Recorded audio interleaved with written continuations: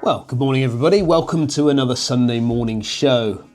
Weather's still not playing ball, is it? I'm actually editing the video that you're just about to watch because I didn't do an intro for it. It was kind of off the cuff Sunday morning show in the office, getting myself together for this trip that I'm going on, and also just coming up with some ideas for some possible events for 2026.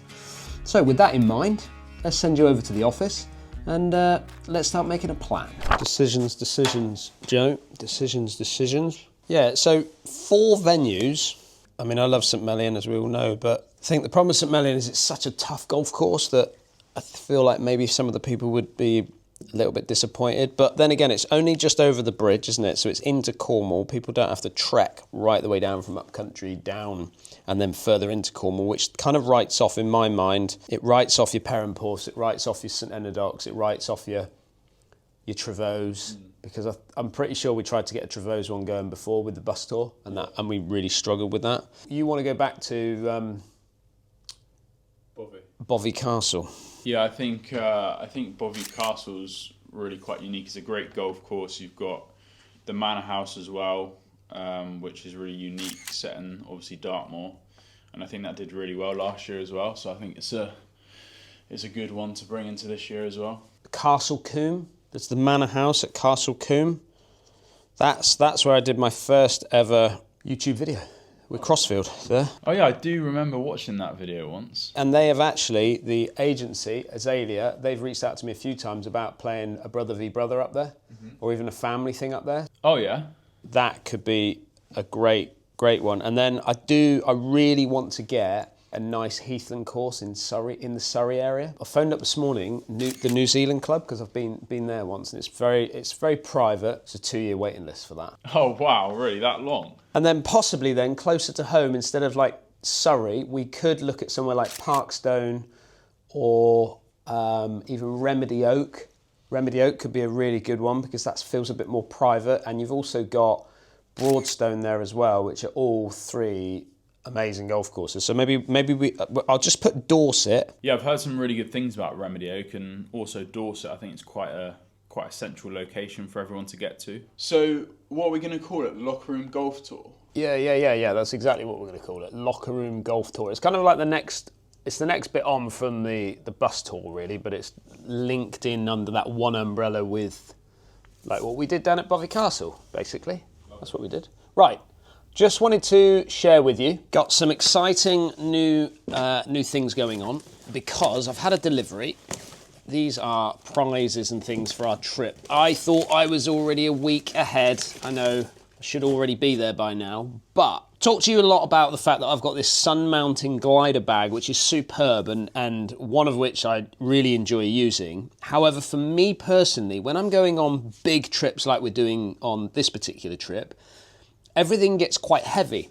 And the only slight issue with the glider bag is that it is quite heavy before you even get going with it. So you've either got to take a really lightweight bag. Now for normal golfers, that's no problem because ultimately you've only got a set of golf clubs, a pair of shoes, and you've got to make sure you hit the 23 kilo thing. I struggle with that because obviously I put prizes in the bag. I've got my golf shoes, obviously golf balls, everything that you'd normally take on a trip, but I've also got like things like tripods, and that all takes up a lot of weight when I'm loading up. So I reached out to Sun Mountain yet again, and they've sent me a slightly smaller version of the Glide, which hasn't got the glidey bit on it, but that's fine for this particular trip. It's called the Cube. It's so lightweight, it is ridiculous. And I've also gone for the Eclipse 1.5 bag.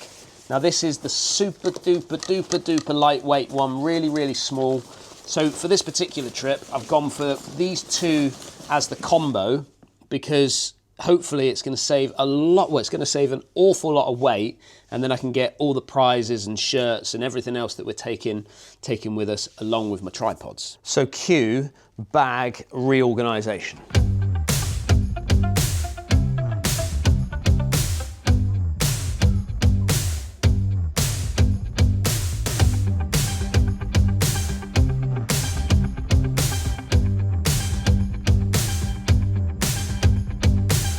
always a decision with me, isn't there? Always tinkering around with something. I've got to decide which one I'm taking, because I'm not taking both. I'm not taking extra clubs with me. I've got the 3-iron that I've recently built, which is the T250U 3-iron. Okay, this is, I've put a Project X 6.0 in it. Interestingly, 3-iron head with 4-iron shaft. Goes around 200 to 205 yards, so not sure whether that's coming. Or I've recently, under the head cover, had a little play with the QI4D little 19-degree rescue club.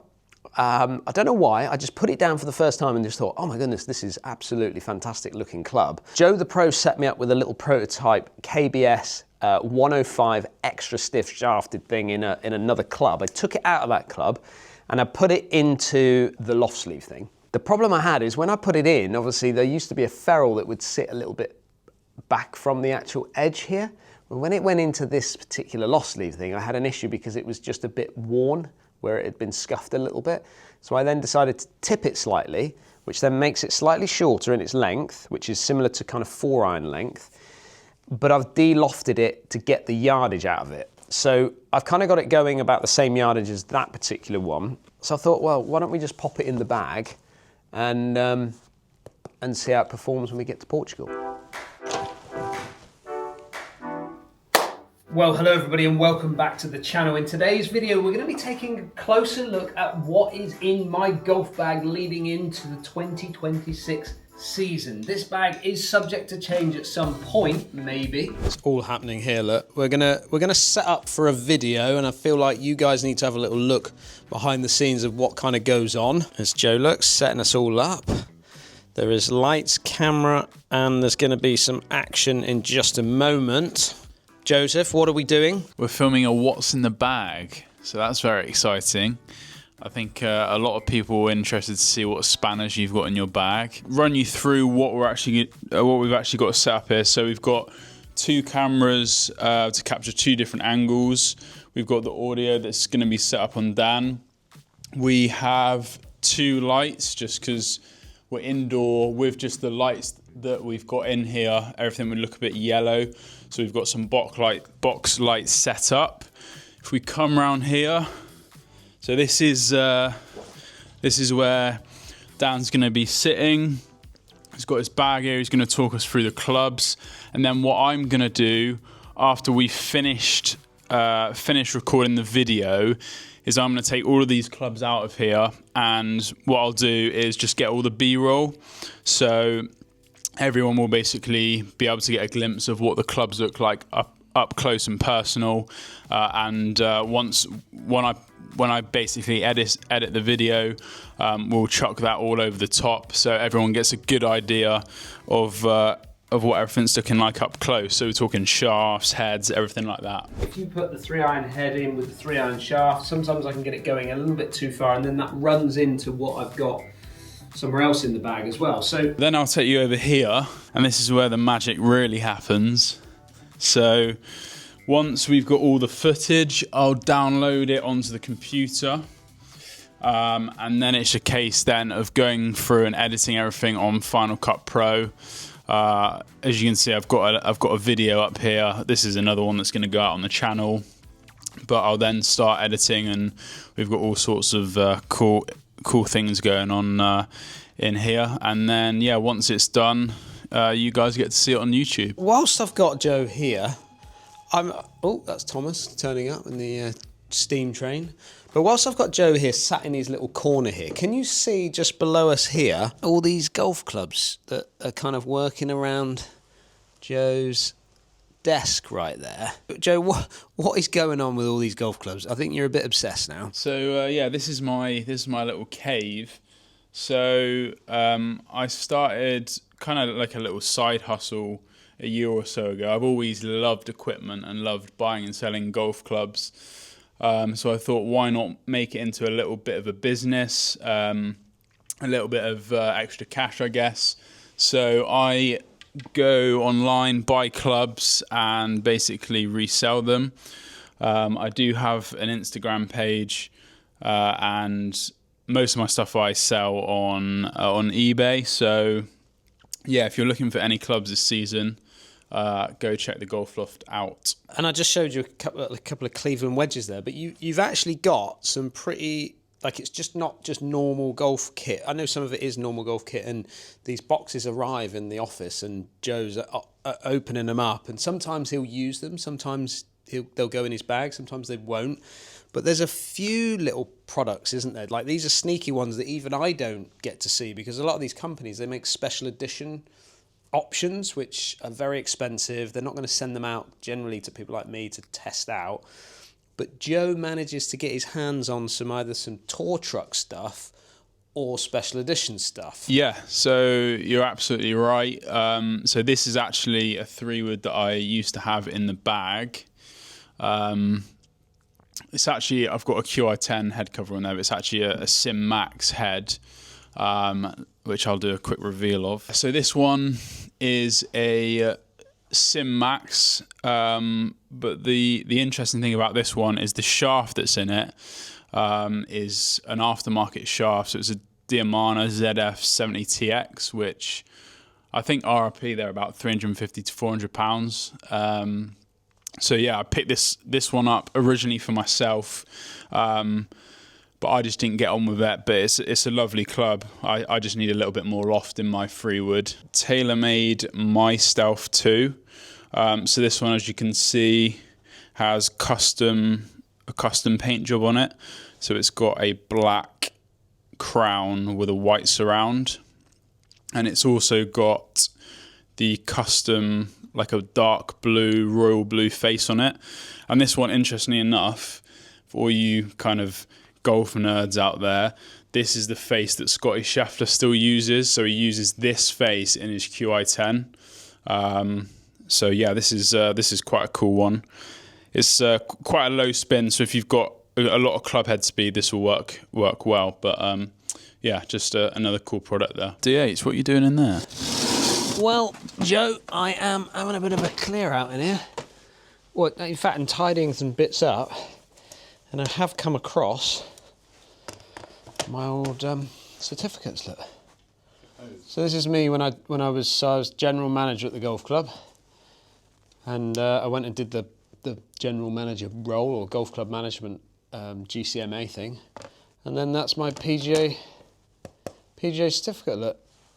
Signed by Sandy Jones, the chief executive at the time, who is unfortunately no longer with us. But he got me through. I got through as a merit. Can you believe it? Passed as a merit. There we go. I'm educated in golf coaching, sports science, equipment technology, business management, and then the rules of golf and tournament organisation. Well done me. Repair time. I'm in the garage. It is honestly, let me just show you this, because this is just relentless. It was supposed to be actually an okay day today, but that is what we've got.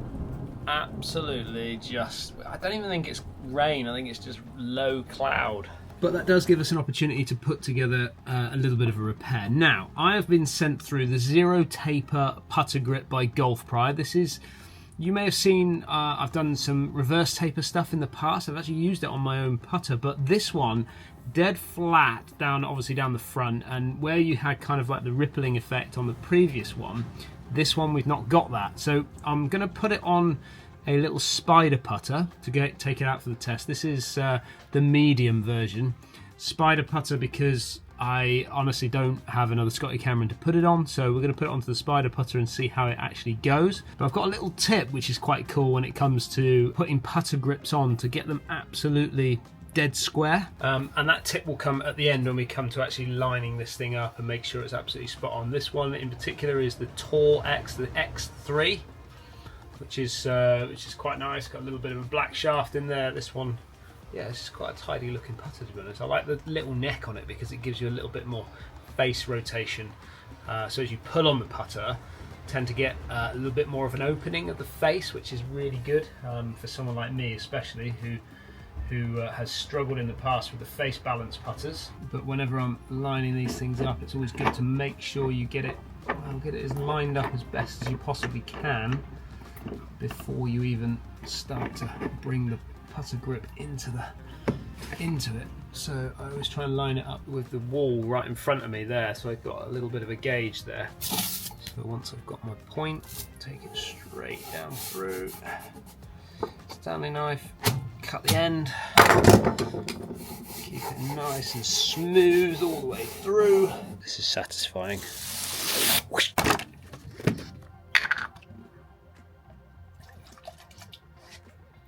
I always use white spirit. I just find it's the best. I know that probably you shouldn't really use it in the shops, but because it's flammable and all that. But to be honest with you, I just think it's the best stuff. Keeps it nice and lubricated for when the grip finally goes on. Alright, slide that on. Try and keep it as square as you possibly can. Oh, and pop. Make sure it's on there nice and solid. That way we'll get rid of that residue at the bottom there. Whew. That was a tough one, to be honest. These grips are the toughest, to be fair, to put them on. Well, we've got her on. Now the little trick that I want to share with you. Make sure you got a nice, flat, clean surface. So if you need to wipe it down, make sure you wipe it down, especially if you've been doing a little bit of repair work. And then you take the flat part of the actual putter grip. This is why it's got to be nice and clean, because you don't want it getting mucky on that white golf pride bit. And you pop that solid down there, so it's nice and flat, so it's not being able to rock too much. And then you take your little spirit level, and then I know that we have got that absolutely plumb square. Perfect. Now we'll do more with this putter grip. We will take it out into the golf course and really put it through its paces. However, for now I just wanted to make sure we got the actual grip on the putter ready to go, because if there is a little gap in the weather, we'll get out there, but maybe not on this week's Sunday morning show. Well, I hope you enjoyed that video this week. Just a little bit of a fly on the wall, behind the scenes type of video. And there is going to be some dates that are going to be coming out with regards to the Locker Room Golf Society tours. Just sort of piecing that all together. But I would like to know in the comments something that I put out on the Locker Room Golf website and newsletter this week. I want to know whether you guys are interested in what I call bucket list venues. So, you know, we could do something like go around to all the open venues, one open venue per year, or choose maybe some of the Royal clubs around the country. I believe there's 38 of those that we could go and test out, one a year. But you got to understand that for a trip like that, one round of golf on one of these open qualifying or open venues, you're going to pay the money. So I'd like to hear down in the comments whether you would be interested in joining up with the Locker Room Golf Society to go and experience it, because I gotta say, when you experience it with a bunch of people and a group of friends, it's going to be a much better experience for you. Well, I hope you enjoyed this video. Don't forget, if you are new to the channel, hit that subscribe button. Got to get myself packed up, ready to go for Portugal, and I'll see you again. Well, I'll probably put something together for you when I'm away, and I'll see you again next week.